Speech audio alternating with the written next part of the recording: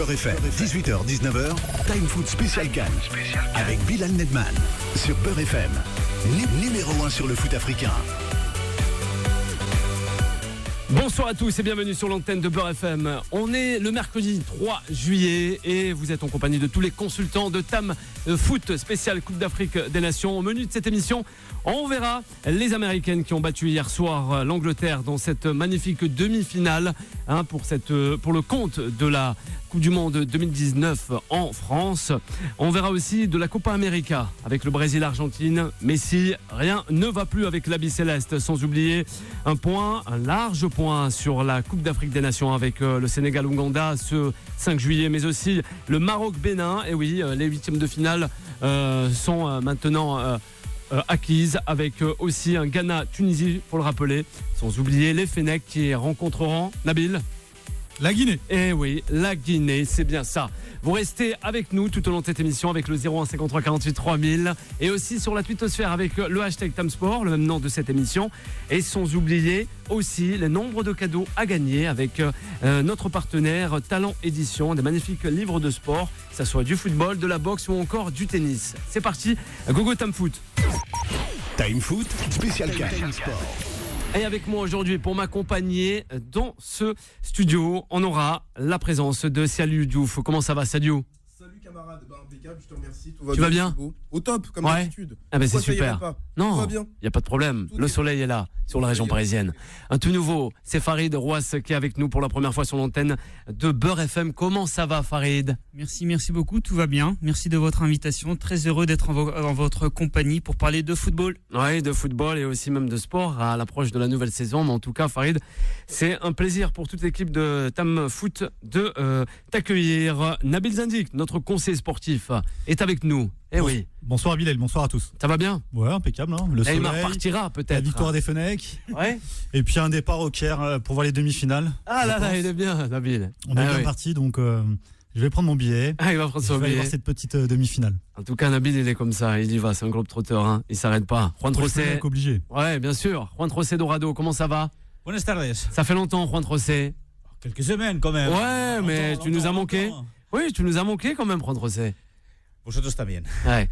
On aura aussi Alexandre Seban qui sera de la partie. Mais nous, on prend le chemin de Lyon pour cette première demi-finale.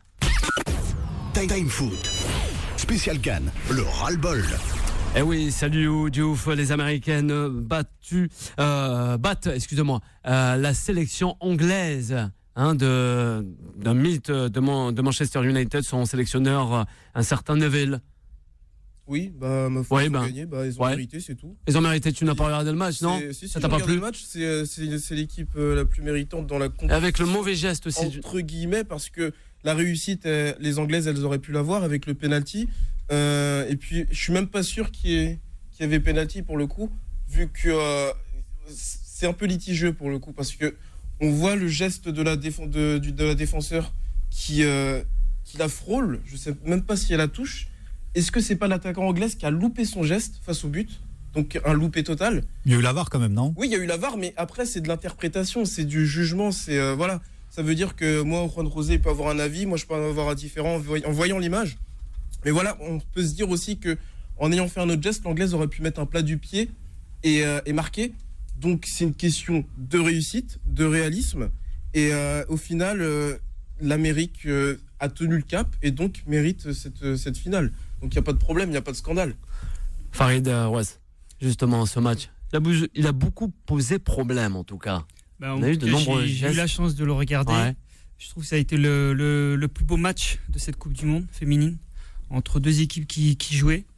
Après, pour revenir sur la faute litigieuse, moi, pour ma part, je trouve qu'il y a faute. L'attaquante a été gênée dans son geste technique. Donc, le penalty est justifié. Ensuite, c'est vrai que les Américaines sont championnes du monde. Donc, c'est une grosse équipe. Et on peut quand même noter que lors du match contre l'équipe de France, certes, l'équipe de France a été éliminée, mais on peut voir que la prestation de l'équipe de France était de qualité, car en deuxième mi-temps, l'équipe de France avait dominé cette équipe américaine. La sélection américaine quand même est à 2 bancs de touche, faut le rappeler, à 1 banc de touche en plus comparé à la sélection française. Elle a été un peu amoindrie, cette sélection française. On a rappelé, Farid, dans cette émission que peut-être on se croyait un petit peu trop beau vis-à-vis de ces Américaines, mais les Américaines ont toujours prouvé. Pour la 3e fois consécutive, les Américaines arrivent quand même en finale. Ils ont remporté déjà 3 fois consécutives le sacre, le fameux Saint Graal, si je peux me permettre. Et voilà quoi. Aujourd'hui, on critique ces Américaines, mais pourtant, les Américaines sont bel et bien au rendez-vous pour cette finale du côté de Lyon. Exactement, elles restent présentes. Alexandre. Bonjour à tous, excusez-moi d'être un petit peu en retard, un petit problème technique. Bien sûr, un gros problème même. Ouais. Écoute, les Américaines, ma foi, elles ont la chance des championnes. Elles sont. Ah, quand même. Alors, je précise quand même, je voudrais pas non plus passer aussi pour un fou. Elles sont très fortes. Elles marquent quasiment à chaque match dans le premier quart d'heure. Il y a un savoir-faire, il y a une tactique, il y a un plan, il y a de la technique, il y a de la qualité. Après, durant le match, ça baisse un peu d'intensité. C'est là aussi où les adversaires, ça a été le cas avec la France, ont pu revenir dans la partie. En ce qui concerne l'Angleterre, hier, c'est passé à quoi finalement de l'égalisation à pas grand-chose. Un penalty manqué, une occasion un petit peu ratée ou finalement hors jeu. Il y avait la place, les Anglaises pourront dire comme les Françaises, on était à 2 doigts de les faire tomber, on aurait pu leur mettre le doute dans la tête et pourquoi pas aller chercher une prolongation ou aller chercher la victoire, la qualification en tout cas au tir au but. C'est pas le cas, les Américaines sont toujours là, pragmatiques, elles jouent, elles marquent. Quand il faut en marquer 2, elles en marquent 2, quand il faut en marquer 3, elles en marquent 3.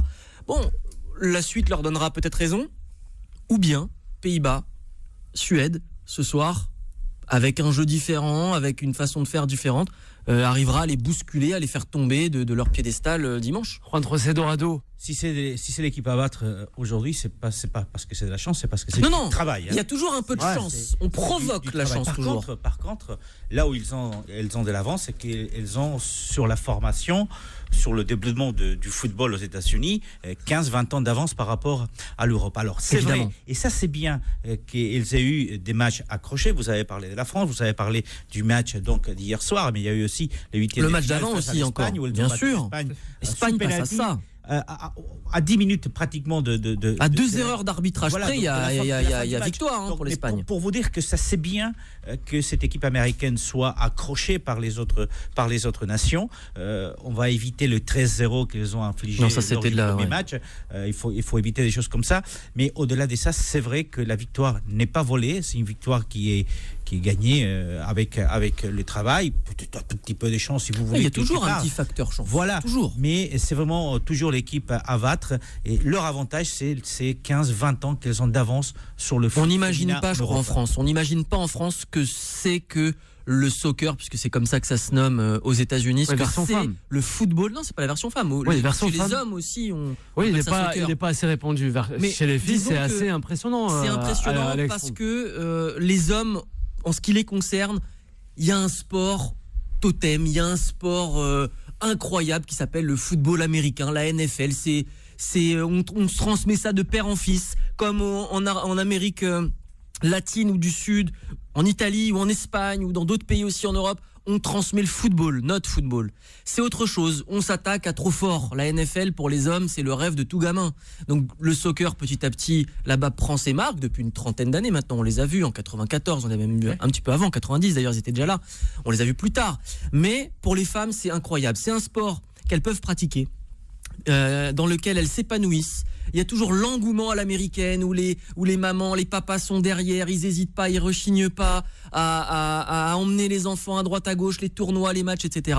Et donc forcément, et en plus il y a des modèles, petit à petit il y a un championnat qui s'est organisé, et ça donne envie aux filles de se dire mais pourquoi pas moi. Mais c'est ce qu'on essaye en tout cas. Vous êtes un peu sévère quand même. Je trouve que vous êtes très très sévère. Et il y a une qualité de coach. Mais c'est dans les mœurs en fait là-bas, c'est dans les mœurs, c'est-à-dire que voilà, on voit une petite fille jouer au football. Salut, 3 coupes du monde. C'est pas que les petites filles, c'est aussi les petits garçons et après ils passent à autre chose les garçons. Pour prendre cet exemple, c'est tout à fait normal quoi. Tandis que ici on a tendance à rigoler. Le contre-pied, ça serait la Hollande. Je suis désolé, la Hollande. Ouais. La Hollande, les féminines, elles viennent juste d'arriver, elles sont championnes d'Europe. C'est vrai. Aujourd'hui, elles sont en demi-finale. La Hollande, ça serait magnifique. Expliquer alors. Il y a du travail. J'aimerais savoir, parce qu'on dit la France, mais la France, ça fait un petit moment. Depuis 2011, au niveau des districts, au niveau des ligues, on avait fait la promotion. Il y a un problème dans la formation, peut-être. Avec déjà à l'époque Gaëtan Tinet, que j'ai rencontré au district du 94, à Champigny-sur-Marne. Et pour vous dire, ça fait de longue haleine, c'est un travail qui met du temps. Oui, mais les Hollandais, oui, mais pourtant en France, Kamel, notre consultant Kamel Aïkera te dirait, ça reste encore le parent pauvre du football français, le football féminin. Ils gagnent, mais la formation, les Hollandais sont en demi-finale et ont été champions d'Europe. Parce que là-bas, c'est un plus petit pays et c'est mieux organisé peut-être. Dans leur culture déjà, culturellement, ils sont déjà mieux organisés que les Français, les Hollandais, les Néerlandais, pardon. Mais tu peux pas prendre ta vision personnelle, Nabil, comme vision générale, parce que toi, tu as la tête dans le guidon, c'est-à-dire que tu me parles de 2011 avec des actions. Depuis 2011, il y a eu des actions qui ont été menées sur le terrain. Mais tu as la tête dans le guidon, c'est visible dans le monde du football, tandis que là, on parle d'une vision plus globale, à l'échelle de la société, tu vois. C'est-à-dire que tu as des reportages sur le football féminin qui passent plus souvent à la télé, des reportages faits avec des petites qui jouent désormais dans leur club, dans leurs équipes, plus d'équipes féminines dans chaque club. Que ce soit le petit club de quartier, tu vas au Gobelin, ou alors tu vas au club de Bonneuil ou autre, tu vas voir qu'il y a des petits clubs de féminines. Or, c'était pas le cas il y a quelques années. Là, mais ça existait même à Créteil. On va prendre l'exemple de Créteil, puisque tu es de Créteil. Oui, ça existe depuis 2 ans. Uniquement depuis 2 ans, avec Stéphane Caléry qui a monté ça en place. Donc tu vois, c'est récent. C'est pour ça que je te dis, si on fait le parallèle avec d'autres pays, d'autres nations plus petites, notamment la Hollande, je suis désolé, mais on a un retard considérable. Et encore une fois, la meilleure joueuse américaine est venue en France, a joué à Lyon. Elle a joué 6 mois. Alex Morgan. Elle a joué 6 mois. Donc Alex Morgan, l'idole américaine, est quand même venue pour aller gagner un trophée. Le club quand même champion des Champions League. Rapinoe aussi, une saison, elle a fait, je crois, globalement. Donc je trouve un peu sévère. Pour dire un truc aussi à Nabil, il faut quand même le préciser, tout le tapage qu'on a eu cette année autour de la Coupe du Monde féminine. C'est super, ça donne envie, ça crée des envies chez les gosses. Si ça avait été fait il y a 10 ans, comme tu le dis, en 2011, enfin c'était pas 10 ans exactement, bref, pour la Coupe du Monde, il y avait déjà une très belle équipe de France. Si ce tapage-là médiatique, cette envie, cet engouement, cette impulsion avait été mise, avait été faite, ça arrive notamment dans les clubs avec l'Olympique de Marseille. Si on avait vu les prime time, en prime time, l'équipe de France féminine, comme on le voit, comme on l'a vu, peut-être que depuis 8 ans, ça aurait évolué. Avec des commentaires de Margoton et Lisa Razou, c'est une première. Bien sûr. C'est ça. Et donc voilà, donc il y a eu une erreur de fait. Depuis 8 ans, on sait que ça bouge. On n'a pas voulu, on n'a pas osé, on a été frileux. On n'a pas osé, selon toi, Alex. Comme dans d'autres sports. Le handball, on est fortiche. Le basket, on est plutôt pas mal aussi. On nous les montre quand en prime time, quand on est en finale ou en demi-finale. En demi ou en finale, quand on est à deux doigts de gagner. Mais non, on se comprend, bien sûr. Dans d'autres pays, on le fait plus. Pareil, réaction. Il y a un échec peut-être sportif pour l'équipe. Il a peut-être pas tort, Alexandre. Mais ensuite, il y a un engouement qu'on n'a jamais connu forcément. Et je pense que ça va prendre forme petit à petit en France. Bien sûr. Mais au niveau des Américaines, bravo à elles. C'est vrai que. Puis attention, t'as la Hollande. La Hollande, non. Également. Les Pays-Bas, mais les Italiennes jouent très bien aussi. Magnifique. Sauf qu'elles a raté les 4 ou les 5 premiers mondiaux parce qu'elle n'était pas qualifiée. Et lors du dernier mondial, c'était 8e, si je me souviens bien. Donc l'Hollande, c'est aussi une nation qui est née au football depuis quelques années uniquement, parce qu'elles ont raté complètement leur premier mondial. Par rapport à la France, je pense qu'on ne peut pas parler d'échec sportif. Tout simplement, vous pouvez parler d'échec sportif parce qu'effectivement, vous avez le président de la fédération qui vous dit l'objectif c'est la finale. Parce qu'on joue à domicile, c'était pas en finale. Mais il faut être réaliste. Cette équipe de France, elle joue en France. On peut attendre beaucoup d'elle, mais son niveau n'était pas peut-être pour aller en finale. On a vu de plus belles équipes de France. Un quart de finale face aux États-Unis, c'est pas du tout des mérites. Non, tu sais là où il est l'échec, c'est de ne pas avoir eu l'intelligence de calculer la fin de ton groupe, de ta phase de groupe, de se dire j'aimerais bien quand même éviter le champion du monde, les championnes du monde, les américaines en quart de finale. Ils auraient pu faire un petit match nul. On aurait pu trafiquer cela, n'est-ce pas? On peut discuter des choix aussi. Ça c'est déjà vu chez les hommes. On peut discuter des choix aussi, parce qu'il y a certaines joueuses qui ont critiqué 98, c'est ça, Alex, récemment. Je fais référence à Mel Majri qui dit que elle joue plutôt au milieu offensif et que là elle a joué latéral gauche. Le sommaire. Que Sakina Karchaoui n'a pas joué. Le sommaire. Il y a des questions. Le sommaire à gauche. T'as Toto qui est la meilleure buteuse, je crois, du championnat français. Prometteuse qui n'a jamais joué. Gilles la joueuse du Paris Saint-Germain. Mais qu'à Toto il y a eu un problème. Il y a un problème dans de femmes, comme on dit. Il y a eu un problème. Là aussi on a eu des problèmes pour la sélection, quoi. Non, mais il y a des problèmes, mais malgré tout, elle a fait un bon boulot. En tout cas, bien sûr. Il ne faut pas non plus totalement lui jeter la pierre. On la remercie. Voilà, elle a ses qualités, ses défauts. Pour cette aventure pas mal. dans cette Coupe du Monde 2019, ça c'est promis. Vous restez avec nous, chers auditrices et auditeurs de Beurre FM, le 01 53 48 3000, pour justement revenir sur ce Brésil-Argentine, très prometteur hier soir. On verra justement un œil assez attentif sur Léo Messi, la Pulga. De suite. Time Foot, spécial Cannes. Revient dans un instant. Time Foot, spécial Cannes. Avec Bilal Nedman. Et de retour sur l'antenne de Beurre FM, je suis en compagnie des consultants de ce soir. Je rappelle Alexandre Seban, Saliou Diouf, Farid Rouas pour la première fois avec nous sur l'antenne de Beurre FM, Juan Trocé, Dorado et Nabil Zindik. Justement, on peut faire le 01 53 48 3000 pour réagir avec vos consultants. Et je crois qu'on a Amadou de Grenoble qui aurait voulu, et on va le faire réagir sur l'équipe de France féminine. On l'écoute. Bonsoir Amadou. Bonjour, bonsoir à vous, Time Foot, et bonsoir à vos invités. Effectivement, l'équipe féminine de football, ils ont du talent, mais la seule Corinne Diacre, pourquoi elle n'a pas mis ACI? Première mi-temps. Ah, Viviane ACI, tout à fait. Eh bien, bien sûr. Donc, sur ce côté-là, ça ne veut pas dire qu'eux, ils ne peuvent pas jouer. Gianni, elle était partout, elle s'est donnée à fort. Mais il y a toujours ce qu'on paraît être le jugement qu'on donne aux joueurs. Le sélectionneur peut faire perdre, l'arbitre peut faire perdre une équipe. Regarde Sénégal contre l'Algérie. Il y a eu un penalty, mais l'arbitre n'a pas vu. Même contre la France contre les États-Unis, il y avait la main. Bon, donc l'arbitre peut faire perdre l'équipe et le sélectionneur aussi. Je ne sais pas comment Corinne Diacre peut laisser asseoir au deuxième mi-temps. Mais Amadou, alors Amadou, on a la réaction de Saliou. Le choix de Corinne Diacre, pour le coup, c'était un changement de dispositif. Elle a privilégié justement une entrée de Tinet pour faire face au jeu des États-Unis. C'était purement tactique. Elle a tenté un coup et il a échoué selon toi, puisque cette joueuse-là n'a pas joué. Mais c'était vraiment un coup tactique de Corinne Diacre, pour le coup. Mais bien sûr qu'elle a la compétence, je l'apprécie. Mais ce n'est pas ça. Est-ce qu'on prend contre une finale, contre une qualification et tu laisses des joueurs dans ta tête, tu penses que tu parais que... Non, mais attends, ACI, je l'ai vu jouer. Mais regarde comment Gianni, là, elle joue comme même Mbappé, elle est partout, elle s'est donnée à fond. Ouais. Gianni, elle était partout. Le problème, ça ne veut pas dire que les États-Unis, regarde Rapido, ces 2 buts, ça vient de Rapido. C'est vrai que le goal était bien, mais il a fait voir comment leur tir était encadré. Dans une équipe, il ne faut même pas, si c'est comme ça, c'est la finale pour être qualifié. Mais il faut mettre les joueurs c'est tout. Amadou qui nous appelle de Grenoble. Pour vous, pronostic ce soir entre la Suède et les Pays-Bas. Ça va être un match très dur. Je ne peux pas dire que ceci, cela, parce que comme je vous dis tout à l'heure, l'arbitre peut faire perdre une équipe. Le sélectionneur peut faire comme Corinne Diacre, elle a du talent, mais sur ce côté-là, elle a fait une erreur. Tout le monde fait des erreurs. Voilà, une bonne continuation à vous. Merci à vous, Amadou, un habitué qui appelle toujours l'émission Tam Foot ou Tam Sport. Avec toi, Juan Trocé, Dorado, n'oublie pas, le Suède-Pays-Bas. Ce soir, un match effectivement très compliqué. Les deux nations sont 8e et 9e au classement FIFA.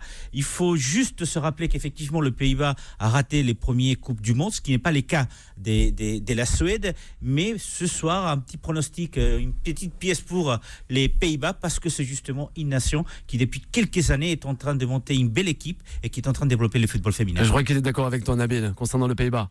J'adore cette équipe, moi. Franchement, honnêtement, avec Mertens, la meilleure joueuse pour moi, qui a été élue d'ailleurs meilleure joueuse du dernier championnat d'Europe. Donc, non, ça va être un gros match quand même, parce que les Suédois, c'est les pays scandinaves, très athlétiques, très costauds. Donc, attention quand même. Un mot à rajouter avec Alexandre ou encore Farid. Je mettrai ma pièce aussi sur l'équipe de Pays-Bas. Les Pays-Bas, Alexandre? Ceci étant, le match contre le Japon a été un gros avertissement en ce qui les concerne. Donc, peut-être que les Suédoises ont bien regardé ce match-là, mais les caractéristiques des Suédoises ne sont pas celles des Japonaises, plus fluides, plus rapides, techniques. Je crois quand même, comme tu as raison, que les Pays-Bas sont pas largement, mais un chouïa favori. La dernière fois qu'elles se sont rencontrées, Pays-Bas-Suède, il y a eu 2-0 pour les Pays-Bas. Et pour terminer avec toi, salut Diouf, concernant le football féminin. Ce serait les Pays-Bas contre les États-Unis, donc il y a une pièce sur les Pays-Bas. René du sort, ça serait que le Pays-Bas remporte cette Coupe du Monde. Les hommes l'ont jamais fait.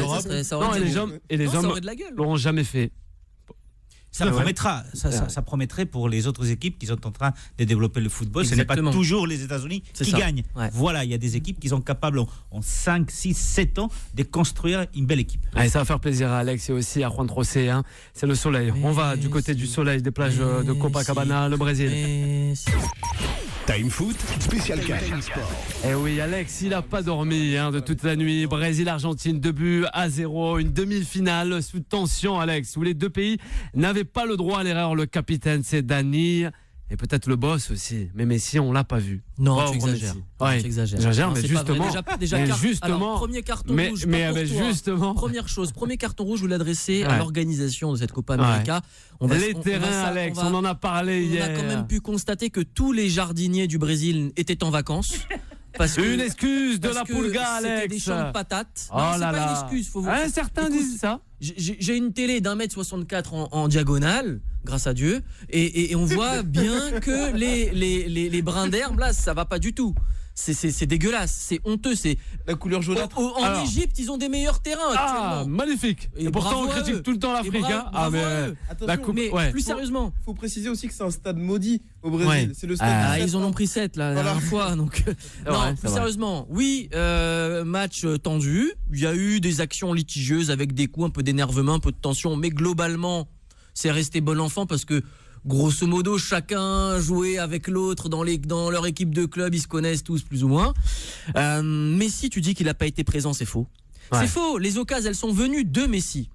Une balle pour Agüero, un petit coup franc magnifique au-dessus de toute la défense brésilienne, tête d'Agüero, barre transversale, manque de bol, elle tape, barre transversale sortante.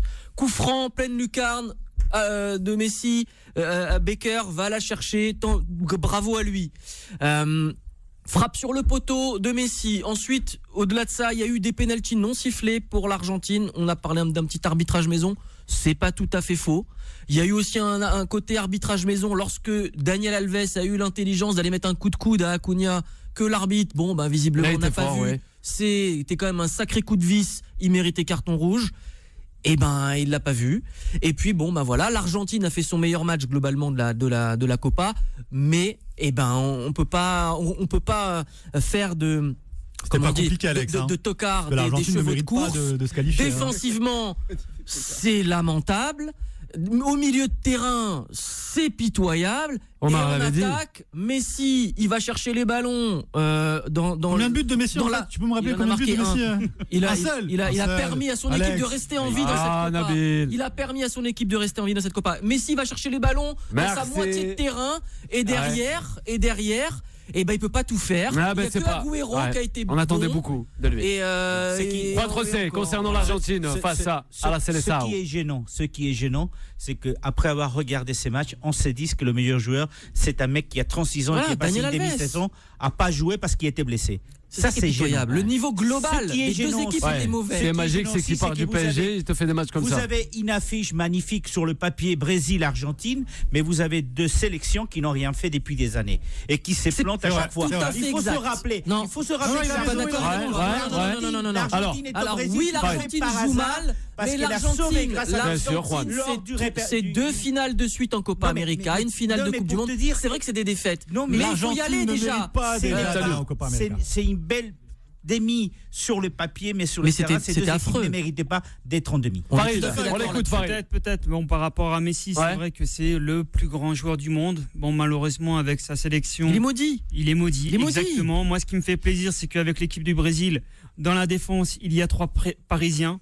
Et donc, qui plus est, pour l'instant, le Brésil n'a encaissé aucun but. Donc il y a une certaine forteresse défensive et peut-être le jeu n'est pas alléchant. Non, c'est vraiment moche. Mais il a raison, Juan Rosé, moi je suis d'accord. C'est moche, ça joue pas bien. Il y a une nation qui méritait de se qualifier, c'est la Colombie. La Colombie pour toi. Qui a battu le Brésil 2-0, mais d'une façon. Le premier match de la Copa América, Alex, tu l'as vu le match? Ils étaient largement au-dessus, les Colombiens. Non, mais les Colombiens, ils n'ont pas battu le Brésil. Non, l'Argentine 2-0, premier match, oui. Oui, le premier match, 2-0. Réaction. La Colombie a mal commencé. Colombie, exact. La Colombie méritait de se qualifier. Et non l'Argentine. Je veux juste réagir à une remarque de Bilal à l'instant, qui est une énorme vacherie. Daniel Alves, il a attendu de quitter le PSG pour jouer à ce niveau-là. Ouais. Monsieur, s'il vous plaît. Non, mais il y avait personne en face. Attendez, monsieur, s'il vous plaît. Ouais. Cette année, sortez-moi le nombre de matchs où Daniel Alves a joué arrière droit. Oui, il a souvent joué ailier droit, Daniel Alves. Quand il a joué. Quand il a joué. Il a joué qu'une seule fois arrière droit. Même 2 fois. Manchester aussi. Salut, t'es méchant avec Bilal, moi je suis d'accord avec Bilal. Non, mais moi c'était juste une vanne. C'est comme par exemple, je viens de recevoir 2-3 textos là, comme quoi on me disait ah Bilal, tu as retourné ta veste, tu ne défends plus Léo Messi. Et pourtant je savais que Messi était bien là. Non, Bilal ne retourne pas sa veste. Non, salut. Il taquine un peu. Je taquine bien. Je taquine mon plateau, c'est tout. Salut. Juste une chose, c'est que quand les Brésiliens jouent pour leur pays. Je suis désolé, ils sont transcendés les mecs. Mais ils sont rien transcendés. Ah oui, je suis désolé. Oui, c'est pas faux. Quand c'est le Brésil, c'est juste oublier le 7-0. Ils étaient transcendés, ils étaient à deux doigts de chialer encore hier soir pendant l'hymne national. Ils avaient peur. À la Daniel Alves, ils viennent à Paris, ils font la fête et quand ils jouent pour leur nation, ils se donnent un fond. Ils sont rien transcendés. C'est le contraire des Argentins. Ouais. Non, c'est pas vrai, c'est pas vrai. Les Sénégalais, non. Quels sont les résultats des Argentins ces dernières années? Eh ben, finale de Coupe du Monde, 2 finales de Copa América, le Brésil ne peut pas en dire autant. C'est tout. Là, ils font demi-finale avec une équipe en carton. Et depuis des années, c'est je suis d'accord avec toi, mais au milieu de terrain, on l'a critiqué, le Omar l'avait critiqué. Vous avez Acuna, Paredes et De Paul. Quel ballon vous voulez monter à Lionel Messi et Sergio Agüero devant? Ah oui, un peu de sérieux. La faute à la Fédération argentine de football qui ne sait plus former. Les clubs argentins ne savent plus former. C'est un no man's land, tous les milieux de terrain. Il y a aussi des gros problèmes avec. On ne sait plus former les joueurs. C'est pire que ça. Fédération. Il y a des attaquants. Il les laisse partir. Il n'a pas tort. Les joueurs qui promettent en Amérique latine partent à 16 ans de l'Amérique latine, de leur pays. Ils sont plus formés tout simplement parce qu'ils partent très tôt. Mais ça fait déjà très longtemps que c'est dans la presse locale, que ce soit au Brésil ou en Amérique latine, en Argentine. Déjà dans les années 70, beaucoup écrivaient là-dessus. D'anciens joueurs, dans les années 80, Socrates aussi en avait parlé. Le problème de ces pays-là, c'est qu'ils partent trop tôt. Ils partent trop tôt. Il y a un problème sur la fédération et tu as bien fait. Il faudra en parler quand on aura Didier Roustan avec nous, il vous expliquera. Ah, on verra ça avec lui. Didier Roustan peut-être avec nous. C'est un petit teasing. Les auditeurs, ça. Une autre chose aussi, Alex. Voilà, il en faut un vrai sélectionneur, notamment du côté de l'Atlético de Madrid. Il veut pas venir. Il ne veut pas venir. Ils savent très bien. Ils ont sondé Bielsa. Ils ont sondé Simeone. Ils ont sonné Pochettino. Ils ont dit. Non, pourquoi? Parce qu'ils savent qu'ils vont avoir les mains. Ils vont être dans un merdier, on va pas les laisser faire ce qu'ils veulent. Il y a encore quelques années, c'est les joueurs, c'est Messi et Agüero et compagnie qui ont payé les billets d'avion pour faire les transferts. Mais où on va dans cette fédération, c'est n'importe quoi. On va très très loin. Et en tout cas, Messi traîne sa croix. Chili, Pérou, ce soir, en Argentine, 2h30 du matin. Alex, messieurs, un mot concernant ce Chili-Pérou. Chili-Pérou, là, par contre, Nabil a réparé. C'est le Chili, la Roja. Comme la sélection espagnole d'ailleurs, c'est vrai. Ils ont même nom. Son nom. Et elle fait plaisir à Guillaume là pour le Pérou. La favorite sur le papier, c'est vrai qu'elles ont déjà gagné à 2 reprises la Copa América, mais en face, ils ont une surprenante équipe du Pérou. En quelque sorte, le Pérou pourrait être le Pays-Bas de ce soir en Coupe du Monde. Ils sont décomplexés. C'est un peu l'équipe surprise quelque part qu'on n'attendait pas à ce niveau de la compétition, en sachant qu'ils sont bons. Mais je reconnais que j'ai quand même un petit faible pour les Chiliens, même s'il y a eu beaucoup de problèmes parce qu'il a fallu refaire venir des joueurs qui avaient été mis à l'écart par le sélectionneur, parce qu'effectivement, pour préparer la Copa América, ils ont eu du mal à se qualifier.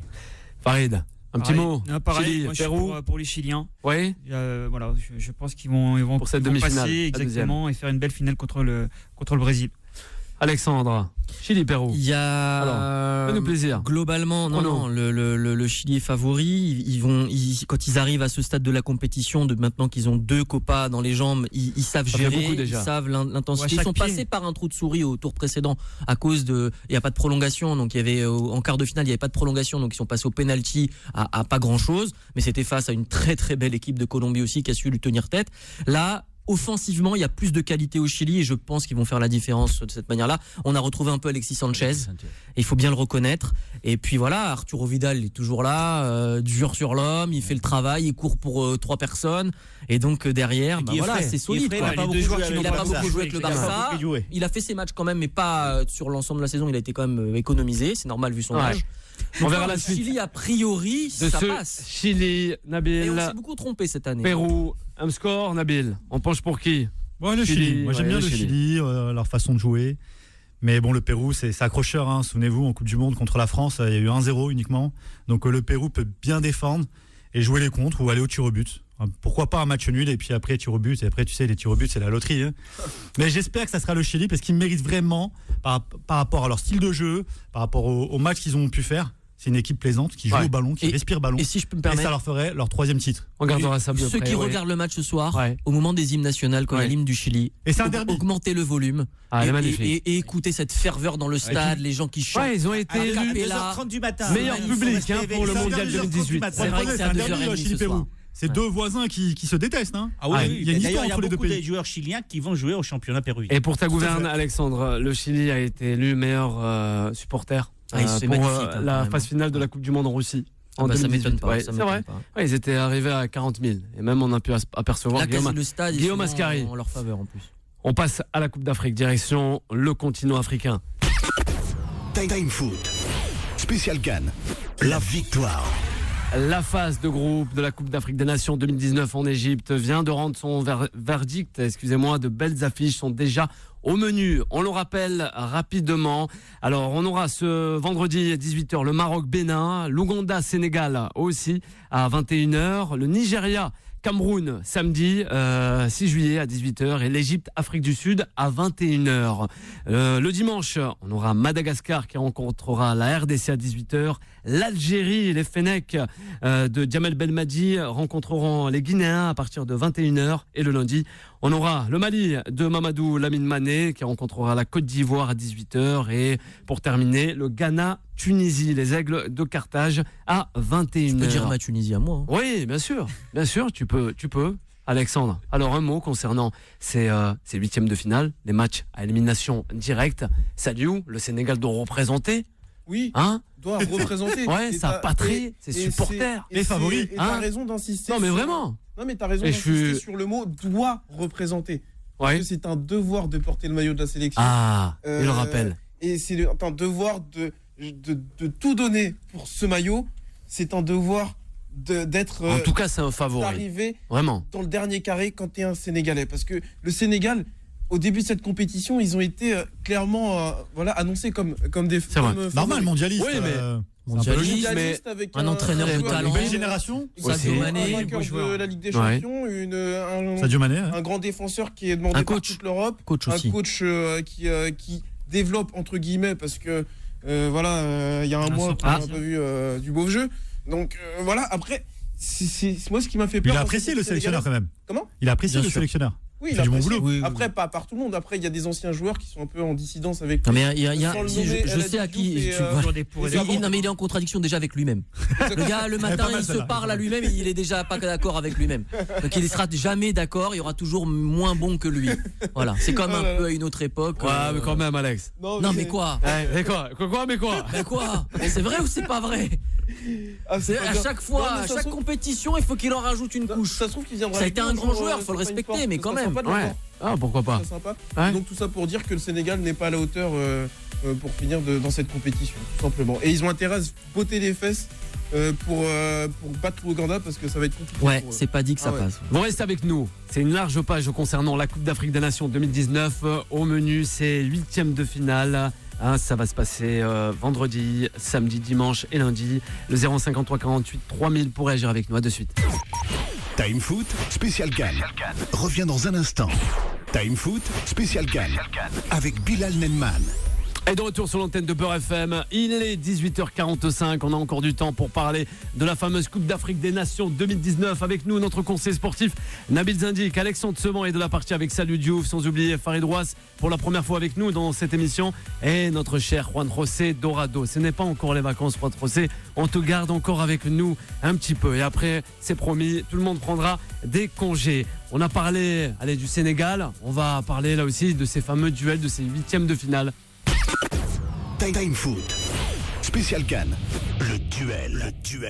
Et il y en aura des duels, justement. Les Lions de l'Atlas qui rencontreront le Bénin ce vendredi 18h. Alexandre, un mot à dire concernant les hommes d'Hervé Renard ou encore les Béninois. Si on m'avait dit avant le début de cette CAN que le Maroc allait remporter ces 3 matchs de poule, je l'aurais pas cru, honnêtement. Je ne voyais pas 3 victoires comme ça, même si c'est un peu tiré par les cheveux presque à chaque fois. Je pense que c'est un des huitièmes de finale les plus jouables, en tout cas pour le favori qui est le Maroc en l'occurrence.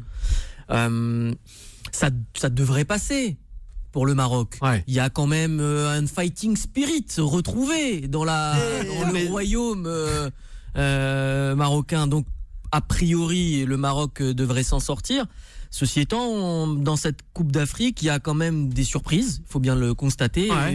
Le Madagascar, par exemple. Madagascar, nous avons connu. Et même le Cameroun qui n'a pas été fameux en face là, au rendez-vous. Face au Nigeria. À mieux. De grandes nations du football. Même le Nigeria, pareil, on s'est dit c'est pas possible, quoi. C'est incroyable. Tu as l'impression qu'ils avaient tous une quarantaine d'années de moyenne quand ils ont joué contre Mada. Voilà. Donc non, le Maroc, a priori, contre le Bénin, c'est jouable. Ils ont l'air de cette. Il faut se mettre en confiance. C'est largement jouable. Je suis d'accord. Attends, on n'est pas à l'abri d'un match dur, un truc, on ne sait pas. Le sélectionneur, mais a priori, c'est ce qui est étonnant, c'est que tu oublies ce que le Maroc a fait. Pas aujourd'hui. Rappelle-toi les mondials du Maroc. Personne n'attendait ce qu'ils ont été capables de faire. Ils ont mis en difficulté l'Espagne, ils ont mis en difficulté le Portugal. Ils ont mis des grosses équipes. Donc non, c'est vrai, on est dans une compétition. Peut-être que leur histoire par rapport à la CAN n'est pas la meilleure de toutes, mais c'est vrai que depuis 2 ans, c'est une équipe qui arrive effectivement à se transcender quand elle est en compétition. Donc transcender, c'est peut-être un mot un peu fort. Ce huitième de finale, quand même face au Bénin, qualifié en tant que 3e du groupe. Quand même. Salut, et on aura aussi la réaction avec Farid. Le Maroc, en fait, au départ, tu regardes le match du Maroc, le premier match de la compétition, tu vois que c'est un peu poussif, c'est un peu lent, ça gagne 1-0 les dernières minutes. Mais en fait, les équipes entraînées par Hervé Renard sont souvent des équipes réalistes. Donc il n'y a pas de problème au final. Tu sais que tu peux gagner largement des matchs. Ça joue un peu plus vite avec la Zambie. Ce que je vois au Maroc aussi, on en parle très peu, mais un joueur extraordinaire, Amrabat. Oui, ça faut on l'a souligné la dernière fois. Il a fait une bonne Coupe du Monde d'ailleurs aussi. Exactement, je trouve que aujourd'hui c'est quasiment même le meilleur joueur de cette Coupe d'Afrique. Sans prendre de gants, c'est le meilleur joueur de cette Coupe. Adamouna, ça a été très bon dernièrement. Adamouna, les 3 matchs, tu vois Amrabat, il a été extraordinaire ce gars-là, mais son pied c'est du velours, c'est extraordinaire, je me suis régalé en le regardant. Tout simplement. On écoute Farid. Non, je suis assez d'accord avec Saliou. Moi, je fais totalement confiance. Oui, il est à côté de moi, donc je suis obligé. Mais je fais totalement confiance à Renard. Il a donné une force collective à cette équipe. Et je pense que, d'une part, ils vont passer cet obstacle béninois. Et ils peuvent aller loin. Ils peuvent aller loin et gagner. Peut-être pas toute la Coupe du Monde, mais en tout cas, ils peuvent aller loin. Sur cette Coupe d'Afrique, des Nations, la Coupe d'Afrique. Et le Ghana, Tunisie, les Aigles de Carthage, hier face à la Mauritanie. Là aussi. Les hommes d'Alain Giresse. Oui, tout à fait. Déjà, ça fait plaisir de voir un sélectionneur français sur le banc. Et donc, moi, je fais confiance. J'ai confiance aussi au Ghana. Ils ont une belle équipe. Il y a Mansa notamment derrière, les frères Ayou et le petit Genatsu que j'ai toujours suivi, que je suis depuis longtemps. Ils ont un beau collectif et ça va aussi être un beau match contre la Tunisie. Les Tunisiens, Sadio, un mois dur. Pour toi, non? C'est du tartare pour l'instant. Oh là. C'est de l'eau. Les Tunisiens vont pas être contents là. C'est n'importe quoi. On va appeler, attention, le 053 48 3000. Il est à côté de ses pompes, l'équipe, ça joue pas au ballon. Non, mais il a raison, je suis désolé. On s'ennuie, on les regarde jouer, on s'ennuie. On s'ennuie avec City ne pourra pas tout faire. Avec ce genre d'équipe, non, quand même pas. Il faut être exigeant. Et là, la Tunisie il essaye. Pas ce qu'elle devrait apporter. Mondialiste, une équipe qui a battu la Croatie, etc. Et elle arrive là à cette CAN. Non, c'est trop timide. Oui, mais regarde avec le Maroc, ils avaient perdu contre la Zambie et contre je sais plus quelle autre équipe en carton avant d'arriver à la CAN et ils font 3 victoires d'affilée dans les groupes. La Tunisie a été bonne dans des matchs amicaux. Joué peut-être aussi de manière un peu sympa par les adversaires et malheureusement Giresse il fait ce qu'il peut, il fait le pompier de service parce qu'à la base c'était pas lui qui devait être là. Il a repris l'équipe il y a quelques mois, donc il fait comme il peut. Et apparemment, c'est un peu gangréné par des problèmes en interne. C'est ce que, en tout cas, nous soulignait Yacine Bouali il y a 15 jours. Bilal, tu es là pour en témoigner. Il y a des soucis. On n'a pas la stabilité de. Mais il y a des choix aussi. Je termine avec toi. Tu es d'accord que la Tunisie ne joue pas bien. Oui, tout à fait. Oui, mais j'ai vu les matchs. Ça joue mal. Ça joue mal, oui, ça joue mal. Ça joue super mal, mais très mal même. La dernière partie de cette émission. Time Foot. Spécial Cannes. Le mode pressing. Et je suis obligé de parler de lui. C'est l'homme du moment, l'homme de cette Coupe d'Afrique des Nations, et c'est Djamel Belmadi. Oui, j'arrive même plus à le prononcer, son nom de famille. Djamel Belmadi, le sélectionneur. Oui, moi j'aimais bien Djamel Belmadi. Il avait mis un beau coup franc. Hein, tu te rappelles, du côté du Stade de France à Lyon. On y était, je crois, à l'époque. Hein, non, mais tout petit. Eh oui, alors, les hommes de Djamel Belmadi. Alexandre, tant de choses à dire sur l'Algérie. Il faut souligner le bon travail qu'il a pu accomplir, parce que l'Algérie a eu 5 sélectionneurs différents en 2 ans. L'Algérie était en difficulté. Il a su faire le ménage. Il y a des joueurs qui ont été radiés, sur le banc, notamment Taider, Ben Taleb, il y a des absents aussi, hein, des joueurs importants, clés. Et puis il a su retrouver aussi un groupe soudé. Que ça fait très très longtemps qu'on n'a pas vu des Algériens aussi soudés sur le terrain, faire le travail défensif ensemble. On a vu une équipe qui est en place tactiquement. L'Algérie qui marque, ça on le savait, parce qu'offensivement on a une grosse équipe et de gros joueurs, hein, que ça soit Bounedjah qui a mis 50 buts. Il a été bon, Slimani, qui ne joue pas en Turquie, qui a été buteur au dernier match. Ounas. Vous avez Adam Ounas qui met un but magnifique. Donc même les remplaçants sur le troisième match sont bons. Mahrez. Voilà, tout ça pour vous dire que franchement, l'Algérie, moi franchement je suis premier surpris parce que j'y croyais pas du tout. Avec un nouveau sélectionneur, avec le sourire, les gars. Il faut préciser pour les auditrices qu'il a un sourire. Et Nabil, Nabil il est content. Je crois qu'il va aller du côté d'Égypte. Oui, vive l'Algérie. Il est obligé de le passer. Farid droit. C'est vrai que l'Algérie fait plaisir. Normalement, l'Algérie, exactement, devrait passer, mais attention à l'équipe guinéenne et à mon ami Kaba Diawara, qui est manager sportif. Waouh. Attention. Tu vois du côté de Marseille, Kaba Diawara, on le retient moins que Djamel Belmadi. Moi, je suis d'accord avec Juan José. On a moins envie de s'en souvenir. Et en plus que je respecte, c'est un ami, je connais bien. On le salue, mais à l'époque, Pape Diouf, il nous avait vendu des vessies pour des lanternes. Il est bon, Pape. Je pense que l'Algérie sans problème gagne. Oui. Après, en quart de finale, ça sera soit le Mali, soit la Côte d'Ivoire. J'espère que ça sera nos amis ivoiriens, parce que nos amis ivoiriens sont en reconstruction comme les Fennecs. C'est là où ça se complique, c'est-à-dire qu'ils ont quand même une partie des tableaux par la suite qui est quand même plus compliquée que la première partie des tableaux, je trouve. Donc, mais ils vont là, ils vont réussir, mais c'est vrai qu'ils ont un tableau après où il va falloir vraiment bien jouer, batailler pour pouvoir aller au bout. Non, mais la gagner, tu gagnes. Attention, une seule canne. C'est clair, je crois qu'il n'y a pas de mots. C'est le coach. C'est l'écart et les demi où vraiment là leur tableau n'est pas le plus facile. Le coach Tolé nous dit attention pour les Fennecs, hein, l'Algérie une seule canne en 90, c'est tout. Alexandre. Ouais, je crois qu'on a oublié de parler de l'Égypte aussi. Hein. Ouais, l'Égypte très aigué, Mohamed Salah. L'Égypte à la maison, une attaque de feu, le type il peut faire la plus en un clin d'œil. Face à l'Afrique du Sud. C'est la meilleure équipe d'Afrique. Il faut souvent le rappeler parce qu'on pourra les rencontrer éventuellement en demi-finale. On oublie. Il détient le plus. On l'a pas souvent vu en Coupe du Monde, mais l'Égypte c'est la meilleure sélection africaine. Et celle qui a remporté le plus. Ça va se jouer en demi-finale entre les deux. Effectivement, pour l'Algérie, ça sera le moment où il faudra montrer les muscles, parce que il y a une histoire. L'Égypte à domicile, il y a un contentieux en plus. Avec Antariaya notamment. Ça craint il y a quelques années. Marche sur l'eau, Salah. Mais voilà, ça sera à domicile. Nous avons Mahrez. L'Égypte à domicile, ça sera compliqué. Et moi, je crois que pour sortir l'Égypte de cette compétition, il va falloir se lever de bonne heure. Oh là là, ça va être chaud. Et on n'oublie pas le Mali aussi. Le Mali face à la Côte d'Ivoire. Parce qu'il y a plus de talent et il y a un type devant qui s'appelle Mohamed Salah, qui fait pas partie du top 5 mais justement, actuellement. On a très peur de cela. Il y a du talent côté Fenech quand même. Ouais, mais justement, on dit qu'il y a que Mohamed Salah et Trezeguet. Salah, il peut mais à part cela, Trezeguet était très bon. Il y a que Trezeguet et Mohamed Salah. Mais à part cela, c'est un peu Moumou quoi. Successeur de non, vraiment. Je suis sérieux, Alexandre. Non, tu as raison. Mais je suis sérieux. D'ailleurs, beaucoup d'experts trouvent que cette bien sûr, les observateurs du football le niveau est très faible. Attendaient beaucoup mieux de l'Égypte. Tout à fait. Ils jouent à domicile. L'Égypte, c'est les favoris. Ils sont chez eux. C'est la nation la plus titrée. Ils ont Mohamed Salah qui peut, pour une fois, gagner le Ballon d'Or. On peut parler d'un deuxième Ballon d'Or africain avec Mohamed Salah. Il a gagné la Champions League avec Liverpool. Il a été également meilleur buteur en Première Ligue. Donc là, s'il gagne la CAN, pourquoi pas? Oui, pourquoi pas. On verra bien en tout cas. On est encore très loin, donc et ça c'est un problème. Ouais, un grand merci à Juan José Dorado, à Farid Ouassar, à Saliou Diouf, Alexandre Seban et aussi Nabil Zindik de m'avoir accompagné dans cette émission. Merci, et aussi Bilal. À la réalisation vidéo en la personne de Nabil Fati et Hugo, notre réalisateur. À demain, bye bye. Beurre FM, 18h-19h, Time Foot Spécial Cannes avec Bilal Nedman sur Beurre FM, numéro 1 sur le foot africain.